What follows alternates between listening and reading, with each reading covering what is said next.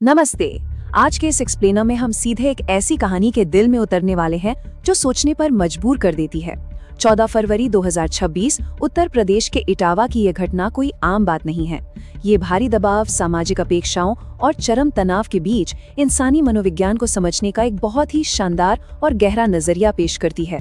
इस विश्लेषण के जरिए हम इस पूरी घटना के हर उस पहलू को डिकोड करेंगे जो मानवीय रिश्तों की जटिलता के बारे में बहुत कुछ सिखाता है। तो चलिए शुरू करते हैं। अब जरा इस सवाल पर गौर कीजिए। आमतौर पर अगर शादी के पहले ही दिन किसी के साथ कोई हिंसक घटना हो जाए तो कोई भी रिश्ता उसी वक्त टूट सकता है ना? लेकिन यहाँ कहानी बिल्कुल अलग थी। आज हम इसी मनोवैज्ञानिक रहस्य से पर्दा उठाएंगे और समझेंगे कि आखिर ऐसा क्या हुआ जिसने इस रिश्ते को बिखरने से रोक लिया। आइए टाइमलाइन की शुरुआत करते हैं भाग 1 से। शादी के बाद का विवाद, एक मोटरसाइकिल को लेकर झगड़ा। इस पूरे विवाद की जड़ को समझने के लिए थोड़ा संदर्भ लेते हैं।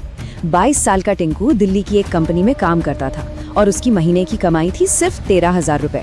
अब इस आय के हिसाब से सोचिए, दहेज में मिलने वाली एक अपाची मोटरसाइकिल उसके लिए सिर्फ एक गाड़ी नहीं थी, ये एक बहुत बड़ा स्टेटस सिंबल थी जिसका उसने अपने दोस्तों के बीच पहले ही काफी बखान कर रखा था। लेकिन पर्दे के पीछे असल में क्या खिचड़ी पक रही थी? एक तरफ टिंकू को पूरा यकीन था कि उसे अपाची मिलेगी, लेकिन दूसरी तरफ उसके पिता शिवराज और लड़की के पिता के बीच एक गुप्त सौदा हो चुका था। तय ये हुआ था कि अपाची के पैसे में से एक सस्ती स्प्लेंडर बाइक ली जाएगी और बचे हुए 50,000 रुपए नकद शिवराज अपने पास रख लेंगे।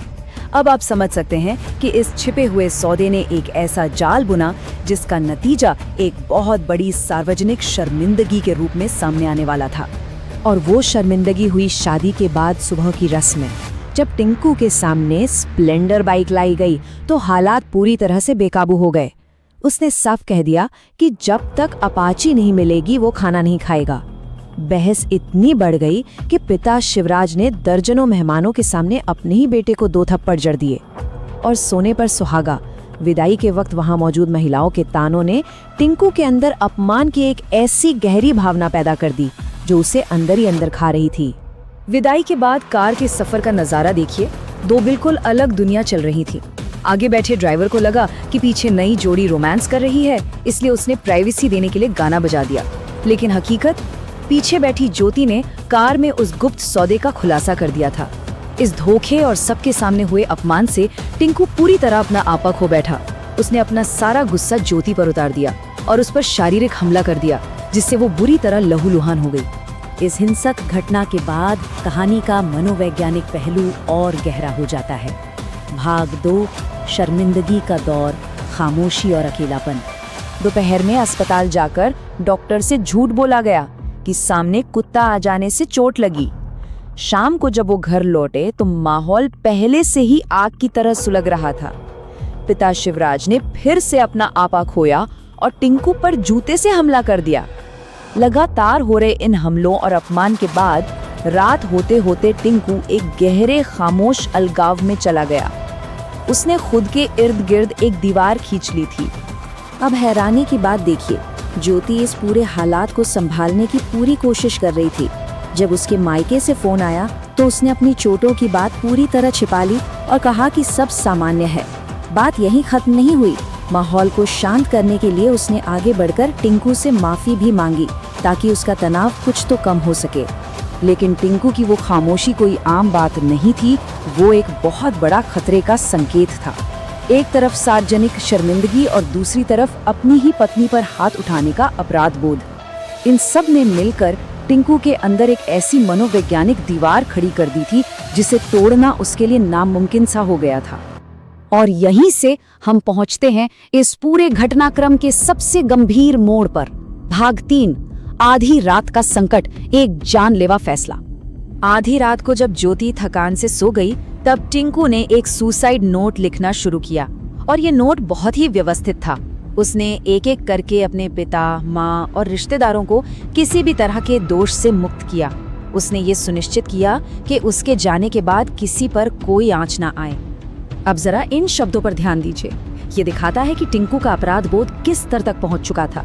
वो अपनी जान देकर असल में ज्योति के भविष्य को सुरक्षित करने की एक गुमराह कोशिश कर रहा था। उसे लगा कि अगर वो शादी की पहली रात ही ये कदम उठा लेगा तो ज्योति पर कोई दाग नहीं लगेगा और वो फिर से एक नई जिंदगी शुरू कर सकेगी। रात के लगभग 1:30 बज रहे थे। टिंकू ने अपनी माँ की साड़ी का फंदा बनाया और एक भारी लकड़ी के स्टूल पर खड़ा हो गया। जैसे ही उसने स्टूल को धक्का दिया, उसकी जोरदार आवाज से ज्योति गहरी नींद से जाग गई। उसने तुरंत चीख पुकार मचाई, दरवाजे तोड़े गए और ज्योति ने बिना एक पल गवाए चेस्ट कंप्रेशन देकर किसी तरह टिंकू को मौत के मुंह से वापस खींच लिया। उस खौफनाक रात के गुजरने के बाद अगली सुबह क्या हुआ, देखते हैं भाग 4, सुलह की शुरुआत। भौतिक संपत्ति से ज्यादा जीवन को महत्व देना। अगली सुबह जब टिंकू कमरे में आया तो ज्योति ने कुछ ऐसा किया जिसकी किसी ने उम्मीद नहीं की थी। उसने अपने झुमके, नथ, मंगलसूत्र और पायल एक साथ इकट्ठे किए। ये सिर्फ कुछ गहने नहीं थे, ये एक बहुत ही गहरे और भावनात्मक कदम की शुरुआत थी। ज्योति ने अपने जेवर टिंकू के हाथों में रखते हुए बिल्कुल यही शब्द कहे, और सच कहूं तो सुलह की असली बुनियाद इन्हीं शब्दों में छिपी थी। उसने ये साफ कर दिया कि जिस बाइक के लिए सारा तमाशा हुआ, वो एक इंसान के जिंदगी के आगे कुछ भी नहीं है। ज्योति की इस निस्वार्थ भावना और स्थिति को समझने की गहराई ने जादू सा काम किया। टिंकू के अंदर बनी उस शर्मिंदगी और अपराध बोध की दीवार पूरी तरह से ढह गई। वो फूट फूट कर रोने लगा। बस उसी एक पल ने उनके बीच एक वास्तविक और सच्ची सुलह की नींव रख दी। हम आते हैं इस एक्सप्लेनर के आखिरी और सबसे अहम हिस्से पर, भाग 5, ज्योति का असली मकसद, एक त्रासदी को टालना। शुरुआत में हमने जो सवाल पूछा था कि इतनी हिंसा के बावजूद ज्योति वहां से गई क्यों नहीं, उसका जवाब 10 दिन बाद मिला, जब वो दोनों वापस दिल्ली काम पर लौटे। ज्योति ने खुद बताया कि उसने टिंकू की उस वक्त की बेहद कमजोर मानसिक स्थिति को भांप लिया था। उसे डर था कि अगर वो उसे छोड़कर चली गई तो टिंकू टूट जाएगा और शायद अपनी जान ले लेगा। इस पूरी कहानी को देखने के बाद ये बिल्कुल साफ है कि ज्योति का वो फैसला किसी भी तरह की मजबूरी या हार मानना नहीं था। ये एक बेहद जटिल, जीवन और मृत्यु को समझने वाली सोच थी।